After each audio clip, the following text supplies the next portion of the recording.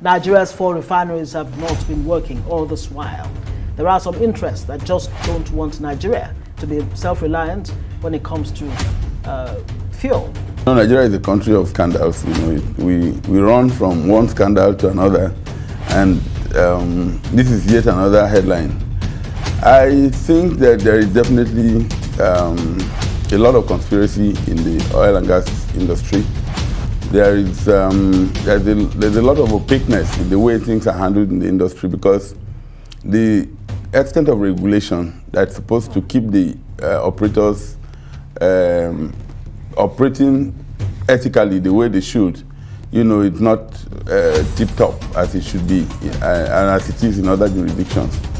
So that said, it's really a saddening cry, that after so many years of wanting to have a functional refinery, we have a functional refinery here now, and then suddenly, they're crying of crude, of crude supplies. Nobody would have imagined, after all the arguments about, Nigeria not being able to refine, enough crude oil, or rather not even having refining capacity at all, and shipping out all our crude production for refining abroad and then sending the refined products back, that will have a local refinery, 650,000 barrels a day capacity, and then suddenly there's no crude for them to refine. That's actually, again, another scandal. Yeah. So when I say that we run from one scandal to another, we seem to be a country of scandals, because governance is not at its tip-top shape in the country.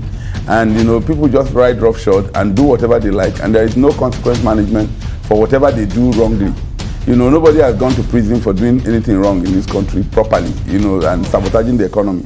So, if there's a deliberate effort on the part of the IOCs, as alleged, to starve the Dangote Refinery of crude oil, it is the duty of the Upstream Petroleum Regulatory Commission to ensure that there is a minimum domestic supply obligation, where the producers of oil, of crude oil, have a duty to supply a minimum quantity to local refineries that are here and are able and willing to take crude supply from them. That's what other countries do. You can't have a resource that's indigenous, that's here, and then and then you cannot utilize it, in its raw form. Yes. So we cannot be exporting our crude oil when we have more than enough refining capacity, locally.